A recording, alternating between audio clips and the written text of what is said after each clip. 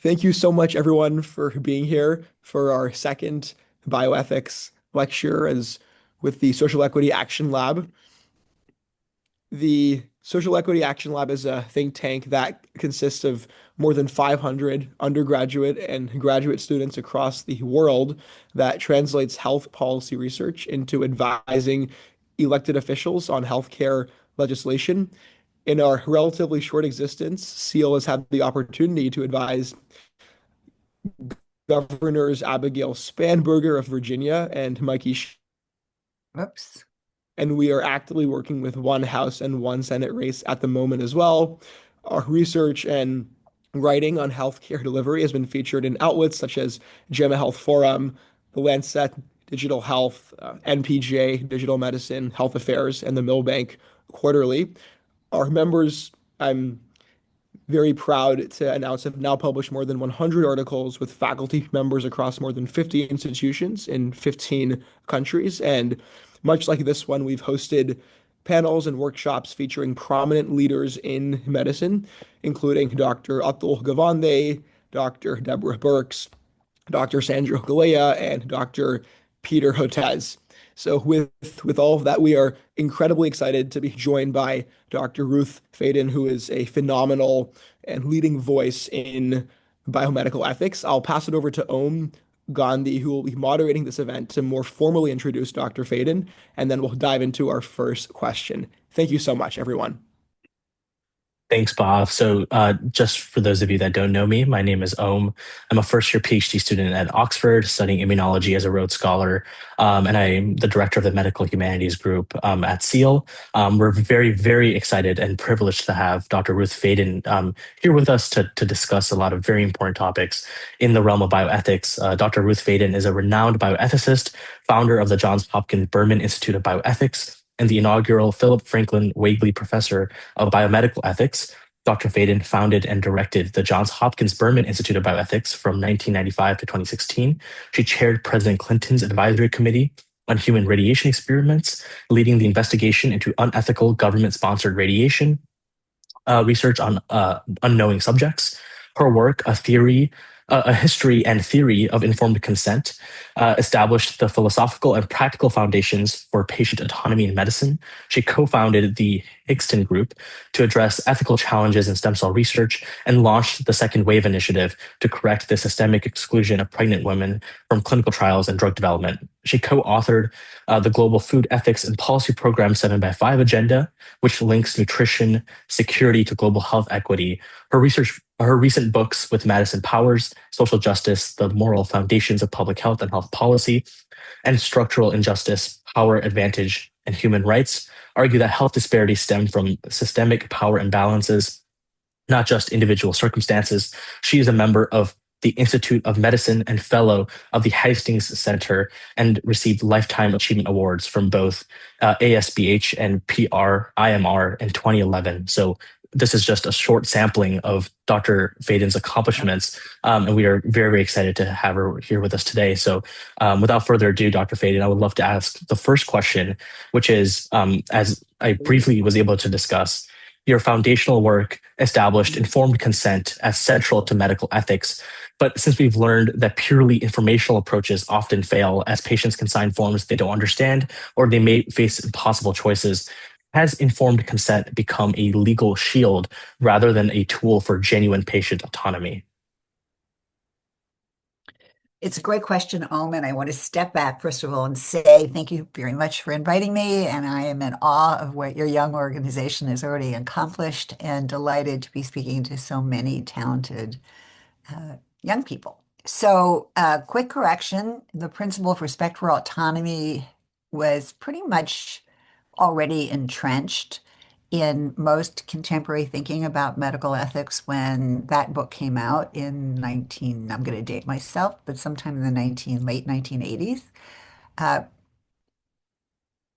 what was important about that book was that it laid out a theory as well as a history of informed consent. And if you look at his informed consent, and I'll say this succinctly, it's always, in its short-ish history, been a legal fiction to a large extent. Right. So in the book, we distinguish between two kinds of informed consent, the sort of morally meaningful informed consent, and the sort of informed consent as a legal requirement. And it's been around as a legal requirement for a really long time. Uh, those of us who've been working on consent issues for forever, its liberating and empowering element was incredibly important in the 1980s and then 1990s in sort of challenging the dominant paternalistic sort of structure of the clinician-patient relationship. So that part's great. But uh, in reality, and what your question points to, Om, is that I don't know, we don't have exact data on this, but in the overwhelming majority of cases, it's primarily a procedural, paper pushing legal mechanism, not something that really enhances the capacity of an individual to determine what should happen with their bodies.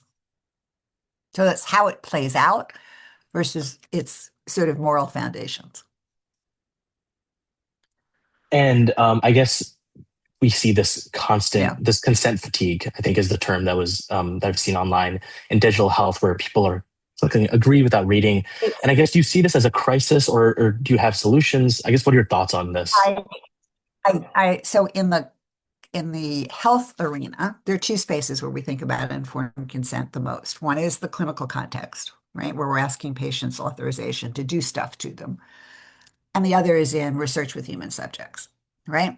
There's actually been more serious attention paid to informed consent in the research context than in the clinical context. In both cases, I have a couple of prescriptions, been working about this for a long time. One is to recognize first that informed consent isn't the dumping ground for all the moral problems that happen in medicine and research. So there's this tendency to say, oh, it's kind of a dicey procedure. We don't really know very much about it. There's a new risk. Let's just stick it in the consent process. We'll stick it in the consent document. The person signs it, we're off the hook. That's not the problem. The problem is whether the quality of the care is good enough or the research risks are acceptable, not dump it into the consent form and it's going to be fine. So we work hard to make sure that people understand that informed consent cannot do all the moral work that needs to be done for clinical care to be ethically defensible and for research with human subjects to be ethically defensible. Okay, first. Second, we should we know we've known for decades. There's tons of empirical research, tons of conceptual research. We know what it takes to obtain a meaningful decision from a patient or a research subject. The problem is it generally takes time, right? And thought and care. It can be done. So my argument for a long time is let's recognize the context in which it's really important to get an autonomous authorization from a person before we do something to them. Emphasize consent processes there and recognize the reality everywhere else.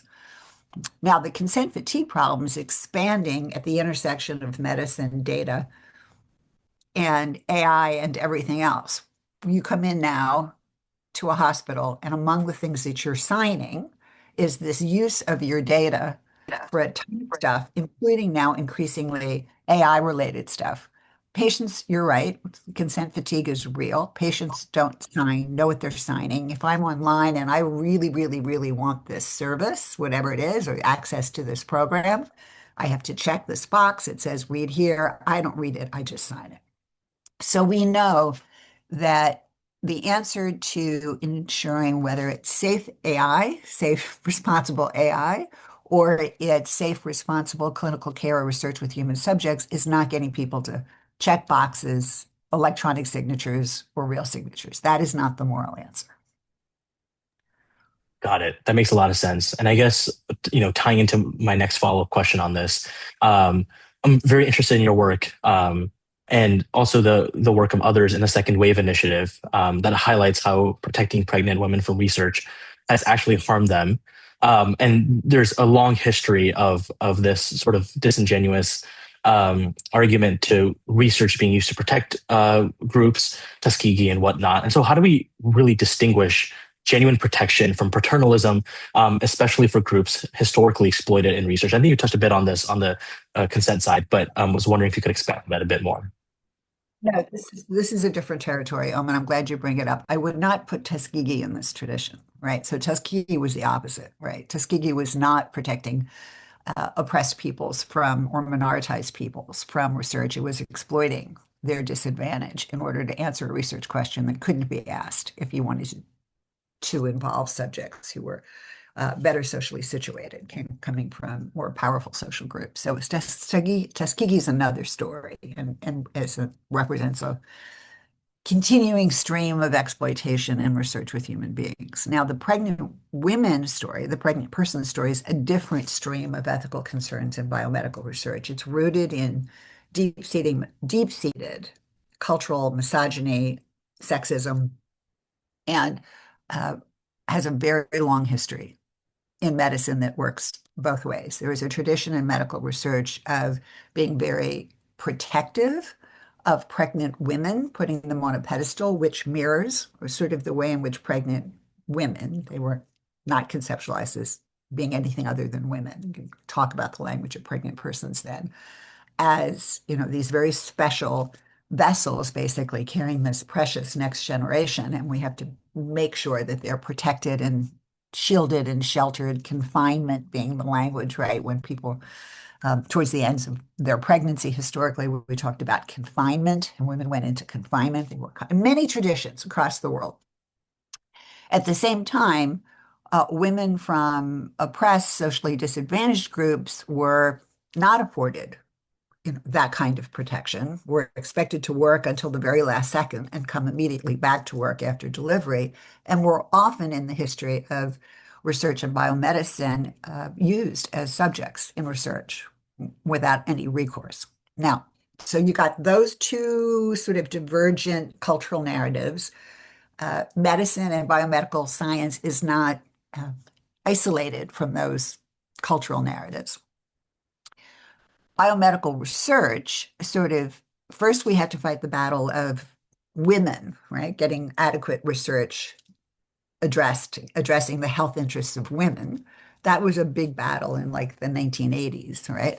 1990s. For a long time, it was thought that you could do research on the male body. That was the archetypal. I'll get to your question in a minute, but it's got a long history and it's helpful to know the history.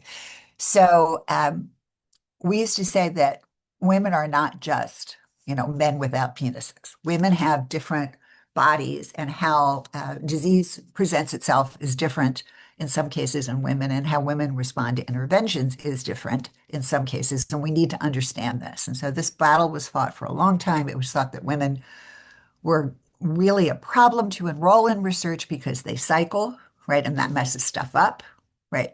Never mind that more than half of your patients would then, well, a bulk of your patients, a subset of women who are still cycling could be receiving this intervention that we wouldn't know how it is, all this stuff. You see where I'm going, right? So finally, uh, there was increasing recognition and became socialized into biomedical research that we needed to address the health interests of women as well as men, and that they could, in some cases, be divergent.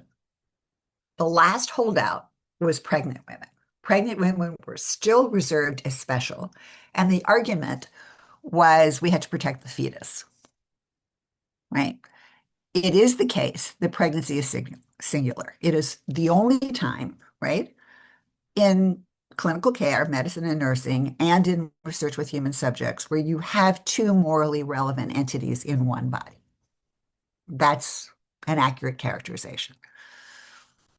This is different, right? It's different than saying the whole family is affected by an illness or even a genetic disease that could affect multiple members of a family. This is singular in the sense that you've got two moral entities that are embodied in the same physical body, right? So whatever you do to the pregnant woman is going to also potentially affect the interests of the fetus.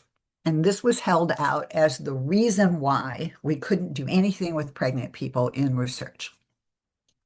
The problem with that model was that it resulted in this horrible evidence gap, which continues to today, right? Where we just don't know, right, how best to both prevent and treat many illnesses in pregnancy. Moreover, it perpetuated this myth, right, that women, well, once they're pregnant, are not positioned to make decisions that they can make on their own for their children once their children are born.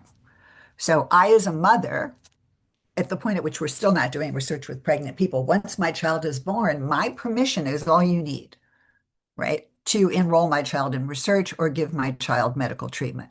But while I'm pregnant, my authorization is not enough, or so it was argued, to allow interventions that might affect my child in utero. Conceptually, this makes no sense, right? So you asked the tough question, sort of when does protection, right?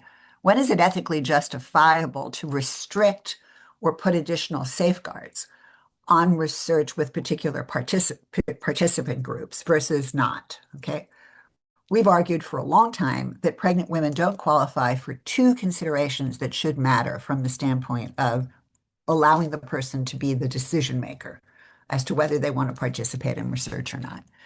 The first is, and they're both linked to similar themes. The first is cognitive capacity. So it makes sense to say that we need special protections for children. We recognize that children do not have the range of capacities that we expect people to have before they're allowed to make consequential decisions for their own well-being, right?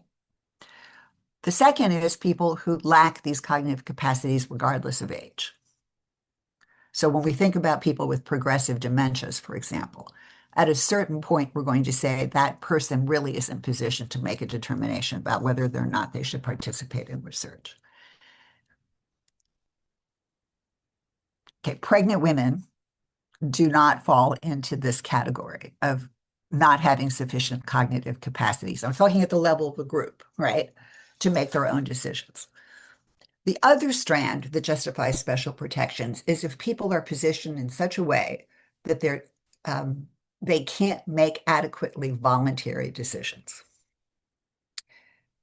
And the archetype for that, and it's debated, are people who are incarcerated. So if you're incarcerated and the warden of the prison says, we want people to volunteer to participate in this research, the question is, do prisoners really feel like they could say no, right? And there's a long debate here about whether, in fact, incarcerated people are positioned to be able to say no. It also extends to people in military service, for example, whether they're positioned to be able to say no. But it makes no sense relative to pregnant people. There's nothing about being pregnant that situates a woman to be more subject to control by others than when they're not pregnant.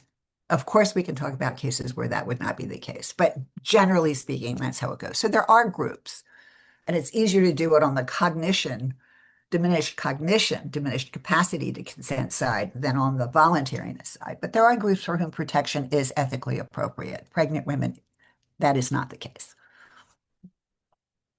Sorry for the long answer. I'll try No, to. I really appreciate that. No, Yeah. no, I appreciate Yeah. the context because we were talking about Tuskegee with Dr. Kaplan, and it was great to contextualize how the different cultural contexts and systems of oppression that have worked very, very differently in these two cases of unethical behavior in research. So I really appreciate the long answer because it was appropriate I'll to try to contextualize be all that. brief. Oh, cool. No Yeah. worries at all. It was very, very helpful and very useful. So yeah, I think I'll ask a couple more questions, and I think we have some audience questions after that as well. So we'll open it up. But my next question is shifting away a bit from informed consent and autonomy, and a bit more on power and structural inequality. So you've written a lot on how structural injustice persists even when no individual actor intends harm. And in other words, well-meaning people operate within unjust systems that can perpetuate disadvantage simply by following existing rules and norms. And I guess this kind of raises a difficult question that I've been thinking about recently about moral responsibility, in that if everyone is complicit, but no one intends harm, who bears the obligation to dismantle unjust structures in healthcare? In other words, how do we really motivate change when people can very reasonably and truthfully say, I didn't create the system? Yeah. Yeah. So and you framed it very beautifully. But I think I want to back up and say that's a mischaracterization of the position that we take. All right. So the position that we take is actually in contrast to the view that you've just described so appropriately. And I do want to answer your question about moral culpability and individual responsibility in that context. So Iris Marion Young, whose work some of you may know or may not know, a remarkable scholar, uh, wrote a book called Responsibility for Justice years ago. Uh, and in that book, she argued, and she's most famous for an essay called Five Faces of Oppression. She is very much the person who helped uh, surface structural injustice language into mainstream sort of political theory and moral philosophy. She's a brilliant person. Anyway, Iris Marion Young, in her Responsibility for Justice book, defended the view that much of structural injustice is, in fact, uh, the consequence of millions of people making seemingly innocuous decisions one at a time, for which they are probably not morally blameworthy, right? One at a time, but that cumulatively feed into and help perpetuate structures of oppression for members of socially situated disadvantaged groups.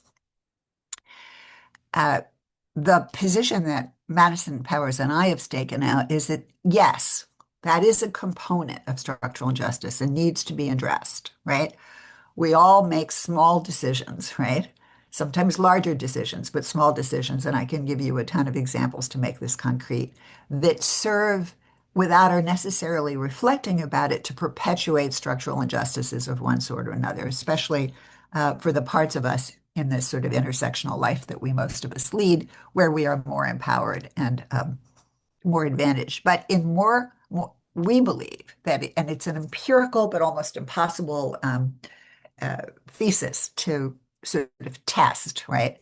That in fact, for most structural injustices, you can find their roots, right, in deliberate patterns of oppression, where there's agent-centered injustice and culpable moral actors, right? So somebody's not happy with what I just said, I think, but we'll hear from that person That later. that may have been an accidental reaction. Okay, that's Sorry, fine. If you are, that was an accidental reaction. I'm not sure what happened. Sorry about that. no worries, but if it was negative, I'm happy to hear. You can go ahead and own it up. So, our thesis is that you really can't isolate. If you look at instances of structural oppression, whether you're talking about forms of racism or forms of sexism or gender-based oppressions or class oppression or caste, whatever there's going to be a mix of agents. They're going to range from powerful people who you can identify, who know exactly what they're doing, right?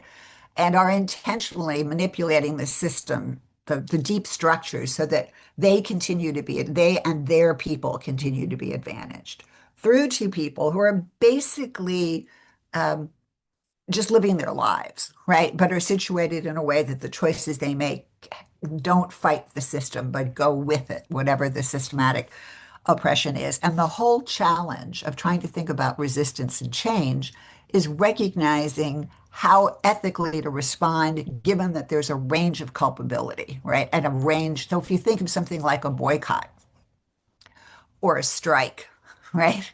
You think about all of the people who are going to be affected by it, all right, negatively, who are not in positions of power. And that goes into your analysis of whether the strike or the boycott is in fact justifiable. And that's only one piece, but it's a piece of it. So my own view is there's a mix of culpability. Now, that said, how to think about moral responsibility, let's say it's climate change, okay? Massive, right? We agonize all the time about, okay, should I get an all electric vehicle? Should I worry about how much I'm flying? Should I think about whether I'm recycling in the right way, right?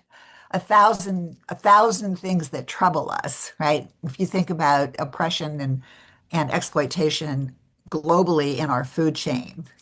Should I be eating chocolate? Should I be drinking coffee? Should I be sending my kid to private school? I mean, we can up the ante. Well, I'd like to, I've got my moral obligations to my kid. I'd like my kid to have the best possible education. I can afford private school. But if I opt out and send my kids to private school, what are the implications for everybody else? And so on, right?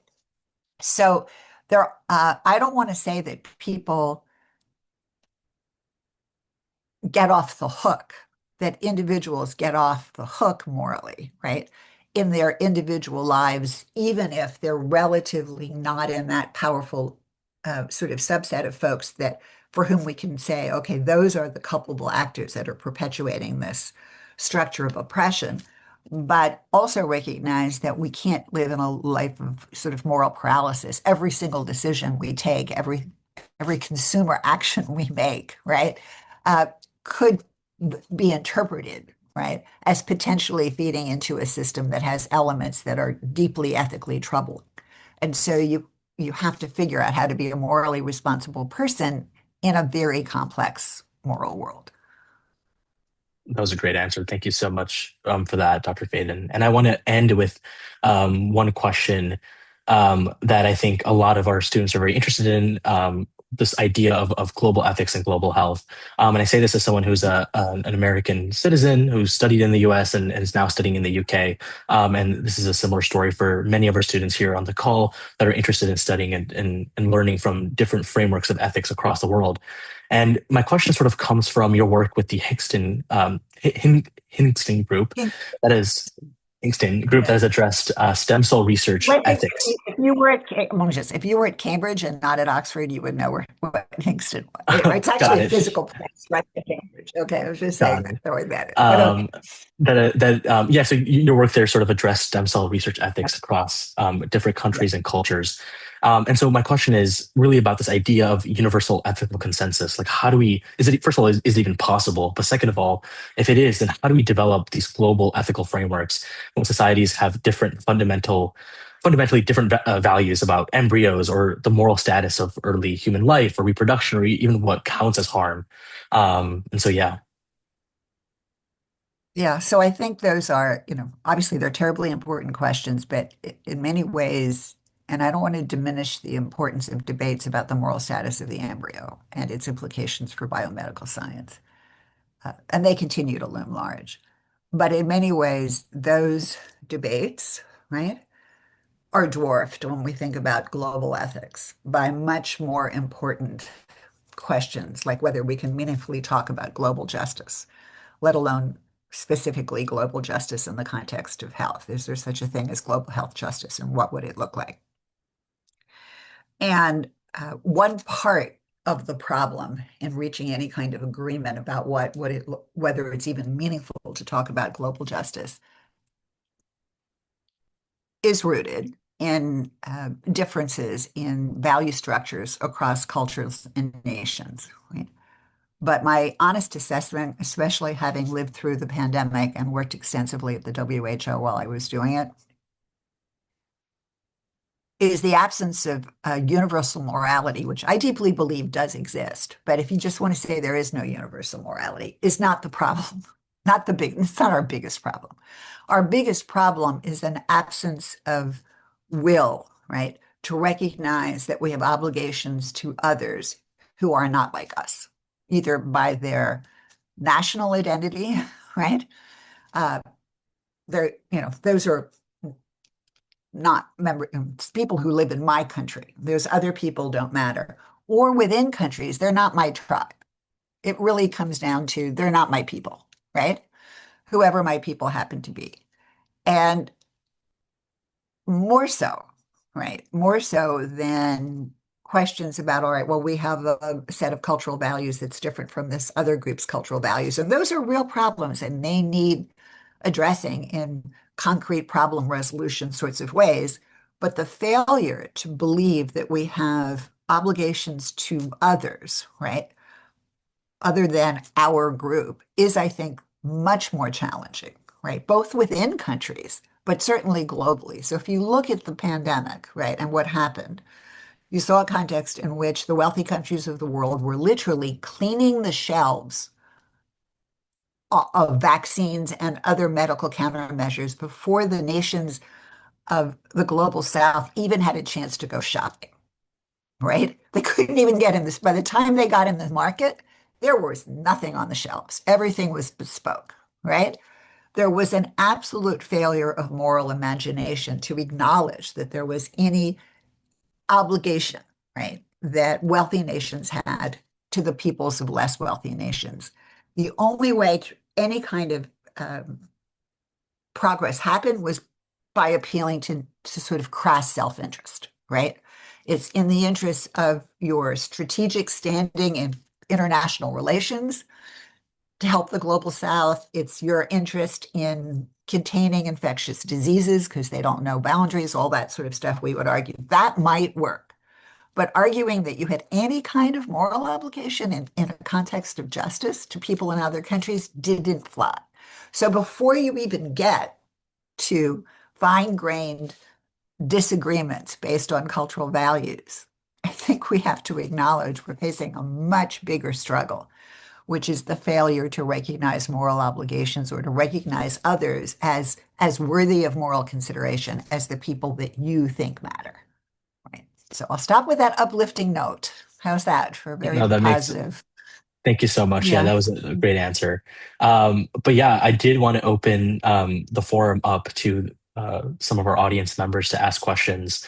I saw we have a couple questions a question in the chat already, but I'll let them maybe unmute and ask the question directly. And then if you also want to ask a question, please raise your hand virtually on Zoom. Um, Is it your style to keep everybody off camera now, even in the question and answer period, or do you want to open it? I don't know what you guys yeah, normally do. Yeah, yeah. If everyone should hopefully have their cams on to make this back and forth more engaging. But Bob, It's up to you. Yeah, I don't. the camera, like yeah, yeah. If the we could audience members ideally are can have be seen, right? Yes, yes. So once someone raises their hand and they are called on, we'll add them on the spotlight. If you are able to have your camera on, and then as well as introduce yourself briefly with your name, institution, and where you are in your studies as well, that would be deeply appreciated. I see that Ishwar has his hand raised, and then as O mentioned, Thista had also asked something in the chat. So why don't we start with Thista, and then we'll go on to Ishwar after that. Okay. Perfect.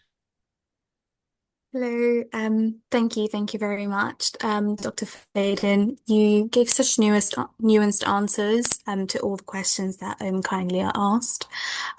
Just going back to the pregnant women, pregnant people research gap, I think just trying to empathize with pregnant people if they were asked to be in a clinical trial, not that I have ever been pregnant myself, but I would probably say no to a clinical trial, mainly not only because perhaps I would be less worried about myself and more worried about my baby. How would you address this self-deselection from the trials? Is there any way? Because of course, informed consent and etc. Well, Testa, and are you a medical student or a PhD student, and where are you? Yes, I totally forgot the instructions about Oh, that's introducing fine. No, myself. no, no. So yes, my name's Tista. I'm a fourth year medical student at Imperial College London. And I'm currently doing management. Actually, I've taken a year out to do a different degree, but very interesting. Good. That's good. We need people in medicine who understand management. That's pretty important. So thank you for your question. So let me just say that I will answer it sort of your question conceptually, but I also want to just point out that there actually has been a body of empirical research. We were interested in that question right from the beginning. Would pregnant women be willing to participate in clinical trials? And now there's a robust body of evidence that enough pregnant people would be willing to participate in enough kinds of studies that, in fact, that argument is debunked. Now, that's not the same as saying all pregnant women want to be in all clinical trials no matter what. That obviously makes no sense. Also, and I could have said this earlier, but there's kind of two bars for the ethics of research with human subjects. The first is whether the balance of risk to benefit to the individual participant and or to society is acceptable. If you don't have an acceptable risk level, you can't even bring the study to a potential participant to then ask them if they want to voluntarily participate or not. So it's acceptable risk is the sort of threshold level criterion and ethics criterion, and then you move on. And it's a separate question, who determines what counts as acceptable risk, and we can talk about it. With pregnant people, there's a regulatory structure, so we're not in a place where it's exactly the same for pregnant people as it is for others. So for pregnant people, research needs to offer a prospect of direct benefit to participants, right? Either to the pregnant woman or to the pregnancy or to the baby or to all of them, right? So what you see are clinical trials in which pregnant women actually, in many cases, want to be involved.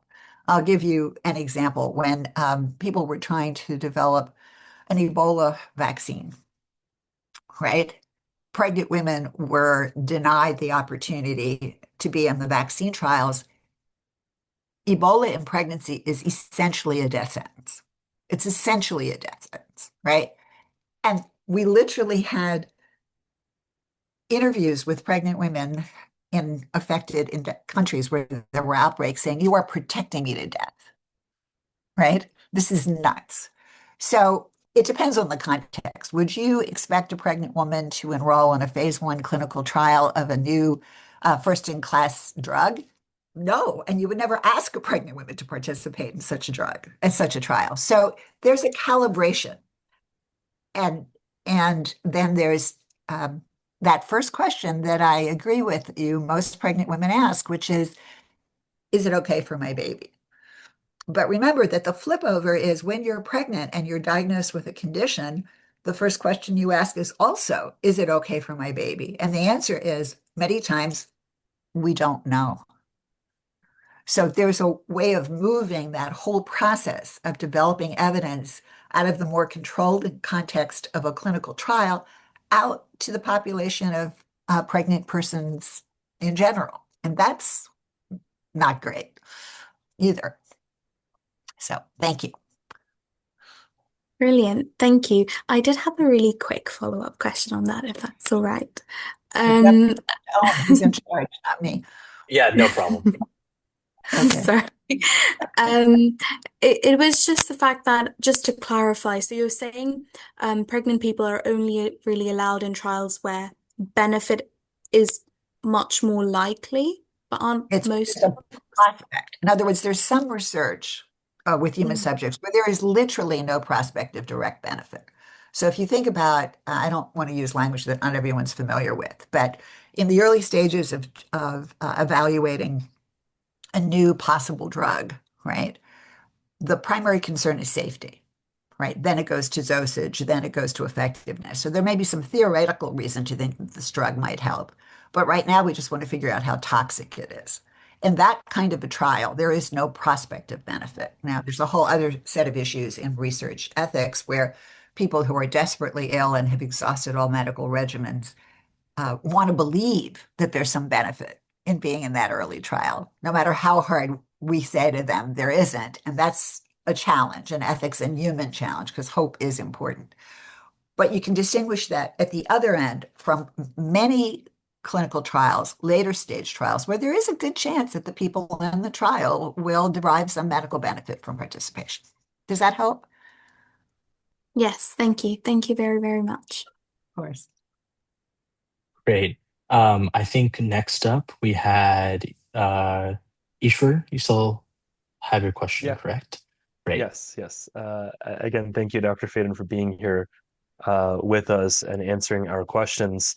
I think when, first of all, I'm a fourth year undergraduate. I'm studying sociology and molecular biology at the University of Connecticut, and I'm going to medical school in the near future. And so I think when, at least for me, coming from outside of bioethics, when I hear bioethics, I think of stem cell work, I think of organ transplants Yeah. and sort of the issues surrounding that. So I do appreciate your focus on sort of the systemic and structural aspect as well. And so when it comes to that, I'm interested in asking you about how bioethical perspectives can inform public health research and population health research. So going beyond just recognizing that power differentials drive the presence and continuation of the systemic disparities in health, maybe more towards identifying specific points where we can actually improve on. And again, how bioethics and the body of work that exists there, how can that inform our actual action in improving it? Yeah, I have to believe that we do. Otherwise, I feel really deflated because that's basically been my life's work. So, the first book that O mentioned that I wrote with Madison Powers on social justice, the argument there, the subtitle is The Moral Foundation of Public Health. So I deeply believe that public health and health policy have as its core, right, um, has as its core, right, a commitment to advancing the health of people who are disadvantaged. If you ask, like, if you take a group of people in public health, and this is public health students, right, or nurses and that are often among them nurses and physicians who are getting MPH degrees, for example, and you give them a bunch of health disparities, just unidentified groups, life expectancy of group A versus group B, right? Uh, their first eye will go to where the biggest disparity is. Oh my God, there's a 15-year life expectancy between group A and group B. What's going on there? But really, right, as soon as you get past that, right, disparities are not enormous. It's impossible to figure out how to set priorities without knowing something about who those groups are because we have priors, right? So once the um, blinding is removed, we get to see, right, who's group A and who's group B, our intuitive understanding of what counts as an unjust health disparity, right? Not all health Mm, disparities are unjust, or not all health inequalities are unjust, right? It's we have immediately our intuitive moral judgments about what constitutes a morally unjustifiable disparity, right? mm, Come into yes. play and help us set priorities. And I think the major function that people in ethics and public health play, which is a subpart, sort of a piece of bioethics, is in helping to have more refined understandings of which groups, um, which inequalities are the most morally egregious and why, Mm, to help set mm, priorities. And also, conversely, to remind us that when we're evaluating an intervention, right, right. we have to ask several questions. The first is there a chance that this intervention could exacerbate an already Right. existing unjust inequality, right? That's not a Mm, question mm, that's often asked, right? And then right. secondly, is there any way to construct this intervention so that it could indeed narrow an unjust inequality? So it's sort of always keeping at the forefront of medicine and nursing, and especially at the population level, public health and health policy, those kinds of questions. All right. Well, thank you so much. That was very insightful. My pleasure, and good Great. luck. So next up, we'll have Bob ask a question. And then after that, we'll have two more questions, one from Iqbal and one from Parisha. Excellent. Okay. I'll be very brief here because I do want Iqbal and Parisa to also ask. But uh, just briefly, you were earlier on speaking about how, there ought to be some sort of moral obligation for the actors who have historically had uh, higher degrees of power to ensure that those who have less are sort of, you know, over time reaching a more equitable state. These actors might obviously be those at the individual level or even broadly those at the systems and political level. Just in brief, do you feel or believe that such moral obligations should be enforceable through legal entities? Is this something that we should actually formulate agreements and legal mandates on, Yeah. or is it more out of the voluntary goodwill of these actors that they should Yeah. increase equity? Yeah. Forget the voluntary goodwill.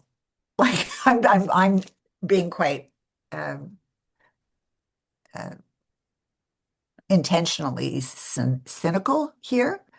We're talking about structures of differentials of power and advantage that perpetuate over time. It's not historical and then it disappeared, right? It's perpetuating, it's continually going on. And a lot of analysis, right, will go to trying to tease apart how much moral culpability is where. The bottom line is people are generally loath to relinquish power, right? And control and advantage. It just doesn't happen all that often, right? And so in, how shall I put it? In ideal circumstances, well-functioning democratic systems, right, are constructed so as to limit the power and control of elites, right? Uh, we don't have a lot of good examples of that, both historically and currently, right? But if you look at the structures of well-functioning democracies, in part, right, that's what they're intended to do. Well-functioning other systems of government don't necessarily have that as an explicit aim, right? But for me, a major test of the legitimacy of a political system is the extent to which it promotes and especially protects the human rights of all of its residents. If a system of government, whatever it defines itself as being, however its structure, does indeed, work hard to protect the human rights of everyone living within their boundaries, and I'm bracketing the problem of obligations cross boundaries, you would go a long way, right, towards addressing structural injustices because it's extremely difficult, right, to have a system where there is profound structural injustice baked into the core sort of systems and institutions of society and see the human rights of everyone actually respected, right? So you start for me with political change, right? Now, there are instances in which you can find against a legal system, even in a not well-functioning, and my definition, as I said, of legitimate is the extent to which the government protects human rights. You can find instances where the behavior is so egregious that it's possible to use the legal system, to go back to your point, to go after a corporation, for example, right? But it's difficult to do. It's difficult to do.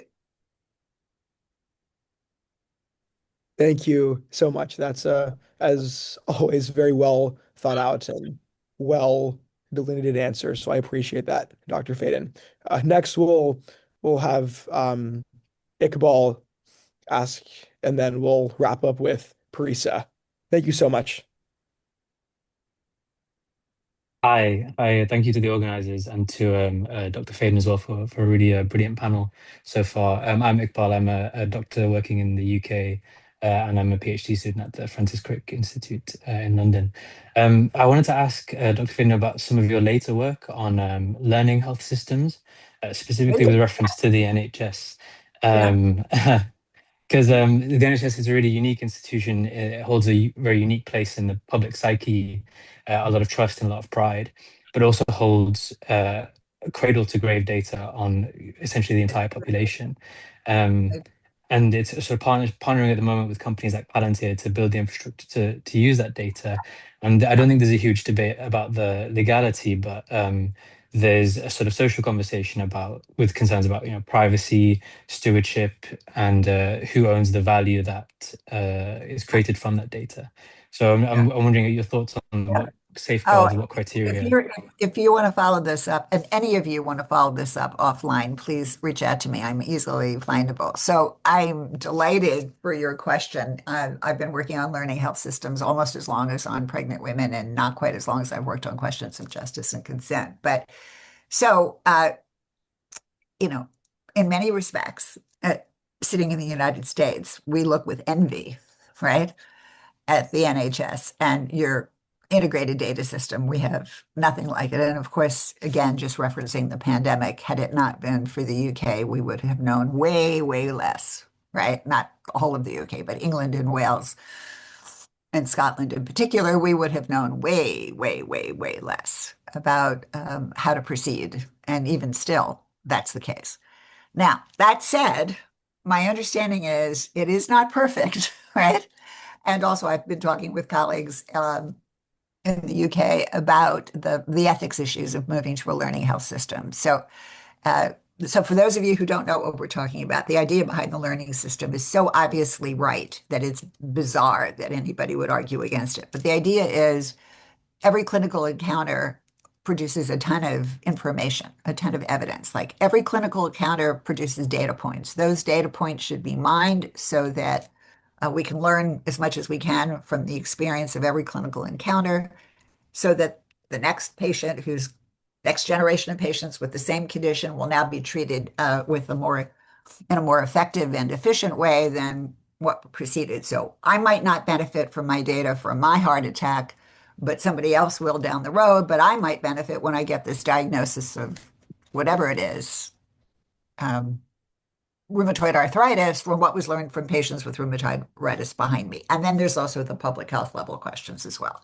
So it's a simple premise. It's based on a commitment essentially to perceiving health as a common good.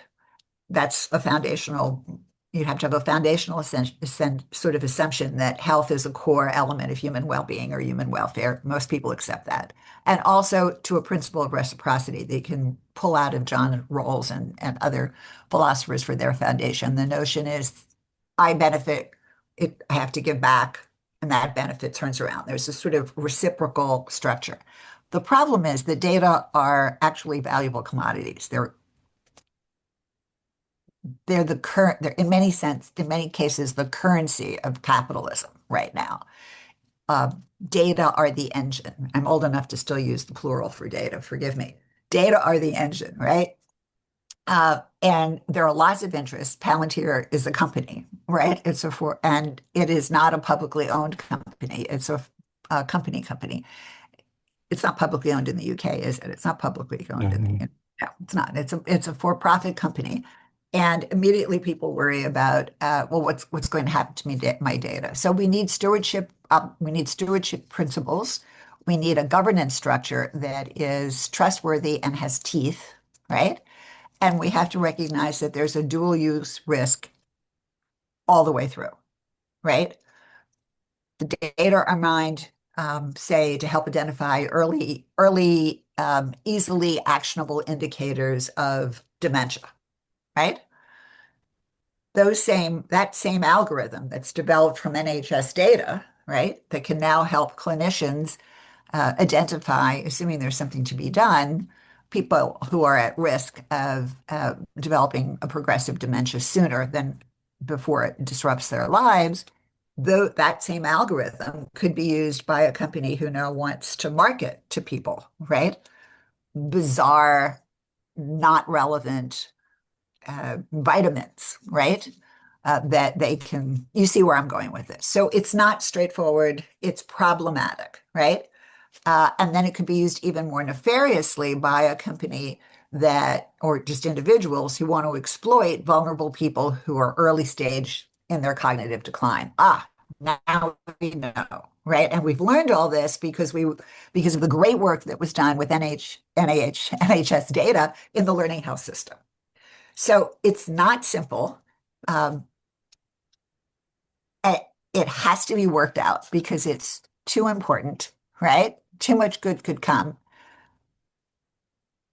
But there's a talk about power. We know that a handful of global companies, right, now are responsible, control, right, how AI is being developed and how it will expand. And these data are just going to be uploaded into massive, you see where I'm going. So yes, right, it's what and the learning, if you can't figure it out in the UK context, we're really in trouble, the rest of the world, right? So, And thank you very much.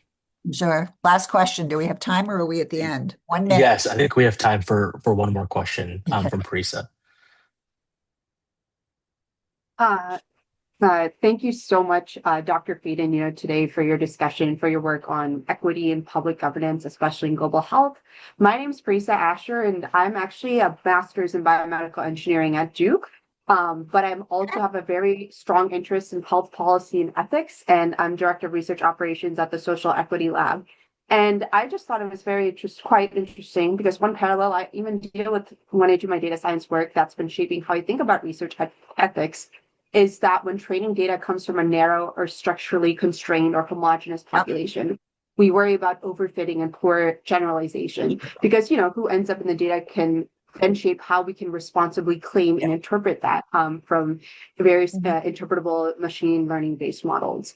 And building off from that, I was very fascinated when reading your prior research work, especially on your Lancet commentary on equitable access to pandemic products, where you argue that fragmented market-driven approaches and reliance on non-binding voluntary arrangements have failed to produce equitable outcomes, or underscoring the need for stronger public governance.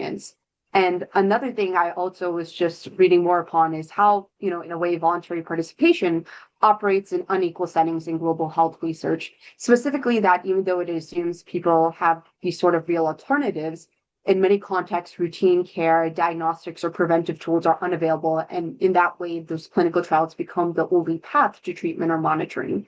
And, and that sort of creates this sort of constrained choice, if you may, like with risks of participation tending to fall more disproportionately on under-resourced populations, while then the benefits of the knowledge gained and produced, like products, regulatory approvals, and early access, often accrue to sponsors, high-income countries, or health systems with greater capacity.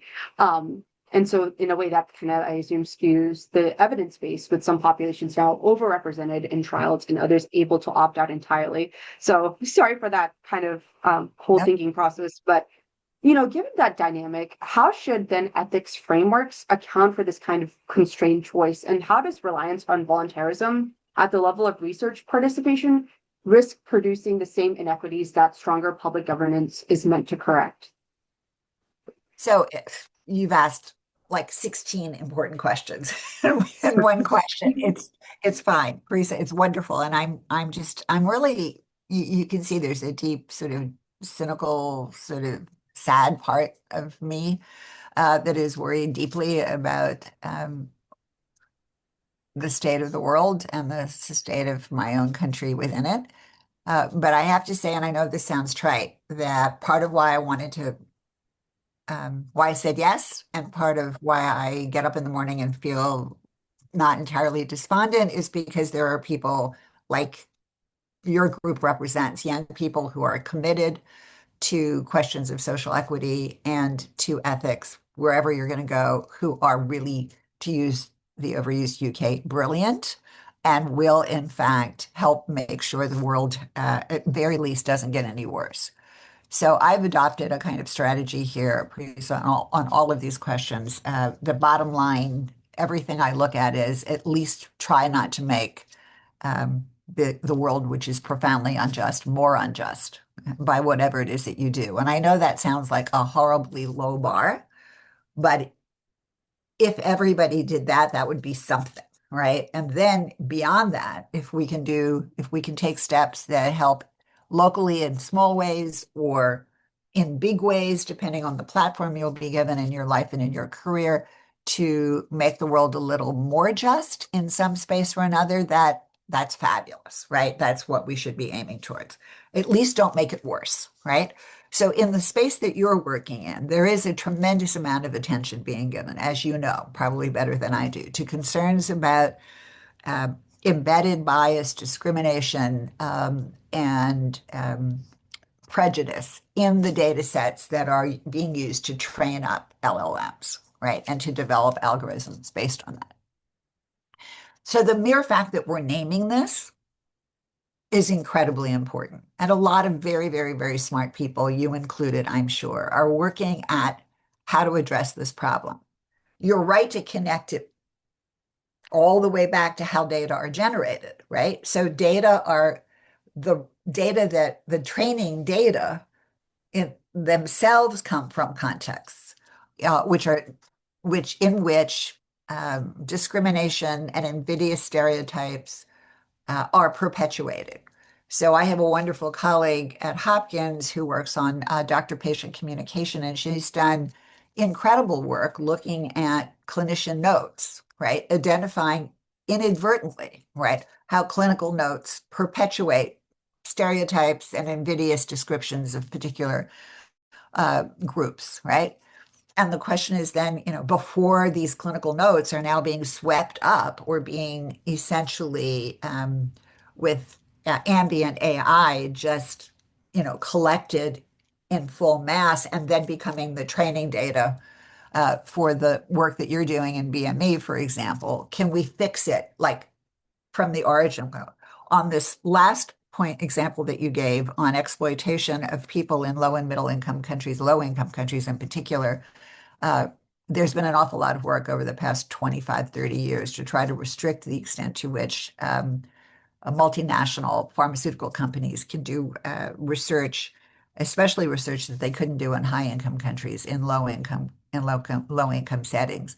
But the fact is, that's a huge problem in and of itself. The bigger problem, as we know, is that there's so little data from the global South on which to build, for example, if you're interested in modeling infectious diseases, like where did the data come from? If the data are disproportionately being collected in high, middle, and high income countries, how do we understand and how do we model, right, infectious diseases using data from contexts that are probably, from a public health and from a clinical point of view, relevantly different than the setting in which the policy needs to be developed. So we have to fix the problem, like way at the origin point.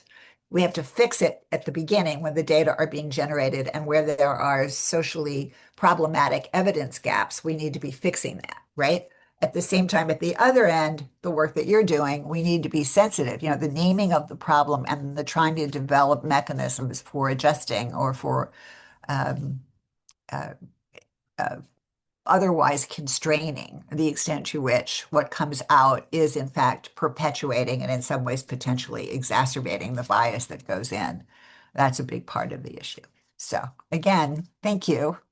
I'm sorry we ran out of time, but No worries at all. I appreciate it. think that's all the questions that we had. Thank you so much for being here with us. I see in the chat, Kennedy, you had a follow-up question. If you want to reach out to Dr. Faden afterwards, just in the interest of time, I don't think we could be getting around to that question. But thank you so much, Dr. Faden, for being here. Your commentary and your answer to all of our questions was very, very well spoken, very well thought out, and will resonate with us all. And if anyone has follow-up questions, I think, You you can know, reach out to me. great. Yeah. So again, thank you so much for, being here, speaking with us and taking time out of your busy schedule.